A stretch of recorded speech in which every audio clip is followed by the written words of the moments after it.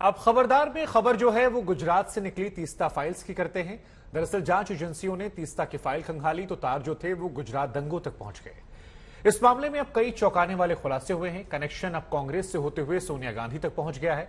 गुजरात दंगों को लेकर गठित एसआईटी की रिपोर्ट में आए खुलासे के बाद बीजेपी ने कांग्रेस पर जोरदार हमला बोला है। बीजेपी ने कांग्रेस पर साजिश के तहत नरेंद्र मोदी को बदनाम करने का आरोप लगाया। बीजेपी के प्रवक्ता संबित पात्रा ने प्रेस कॉन्फ्रेंस करते हुए कहा कि तीस्ता सीतलवाड़ ने गुजरात सरकार को गिराने और प्रधानमंत्री नरेंद्र मोदी को उस दौरान फंसाने के लिए जो कुछ किया वो कांग्रेस के इशारों पर ही किया गया था।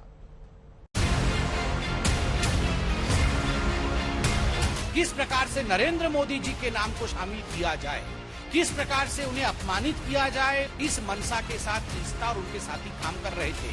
षड्यंत्र के रचयिता कौन थे? Ahmed Patel. The driving force behind Ahmed Patel was his boss Sonia Gandhi. Gujarat दंगों में एसआईटी के हलफनामे के बहाने ये बीजेपी का तीस्ता सीतलवाड़ पर तीखा वार है। कांग्रेस पार्टी पर सबसे करारा प्रहार है, क्योंकि एसआईटी की जांच रिपोर्ट सामने आने के बाद बीजेपी ने तीस्ता और कांग्रेस का सीधा कनेक्शन बताया। गुजरात दंगों के बाद तीस्ता सीतलवाड़ के राजनीतिक एजेंडे का मुद्दा उठाया। उस समय जो राज्य की सरकार थी गुजरात में, किस प्रकार से उसे बर्खास्त किया जाए और उसे अस्थिर बनाया जाए, यह प्रथम राजनीतिक मनसा, यह प्रथम पॉलिटिकल ऑब्जेक्टिव तीस्ता सीतलवाड़ और उनके मित्रों का था, उनके साथियों का था। और जो दूसरा मनसा था, the second political objective was to frame innocent people in Gujarat riot 2002, जिसमें आदरणीय प्रधानमंत्री नरेंद्र मोदी जी का नाम भी शामिल है। किस प्रकार से नरेंद्र मोदी जी के नाम को शामिल किया जाए, किस प्रकार से उन्हें अपमानित किया जाए, उनको किस प्रकार से पदच्युत किया जाए, किस प्रकार से उन्हें परेशान किया जाए, ताकि भविष्य का एक लीडर जो भारतीय जनता पार्टी को आगे लेने की क्षमता जिसमें है उसे रोका जा सके, इस मनसा के साथ तीस्ता और उनके साथी काम कर रहे थे। यानी बीजेपी ने साफ आरोप लगाया है कि तीस्ता सीतलवाड़ ने कांग्रेस की शह पर नरेंद्र मोदी की अगुवाई वाली गुजरात सरकार को अस्थिर करने की साजिश रची। गुजरात सरकार की छवि को धूमिल करने के लिए तमाम झूठी कहानियां गढ़ी और ये सब कुछ किया कांग्रेस के वरिष्ठ नेता रहे अहमद पटेल के जरिए। लेकिन इसके पीछे सबसे बड़ी भूमिका थी कांग्रेस अध्यक्ष सोनिया गांधी की। षड्यंत्र के रचयिता कौन थे? Who were the ones who were driving these conspiracies? Ahmed Patel. Shri Ahmed Patel, जो पूर्व के कांग्रेस के दिग्गज नेता, राज्यसभा के मेंबर ऑफ पार्लियामेंट और मुख्यतः chief political adviser to the then Congress president Sonia Gandhi. मैं आज इस मंच से अहमद पटेल जी की शांति की कामना करता हूं। वो आज हमारे बीच में नहीं है और भारतीय जनता पार्टी संवेदनशीलता में विश्वास रखती है। अहमद पटेल तो मात्र एक नाम है, he is just a name.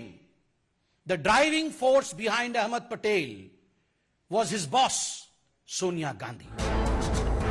इतना ही नहीं, एसआईटी के हलफनामे के हवाले से बीजेपी ने पूरे षड्यंत्र में पैसे के लेन देन का भी आरोप लगाया।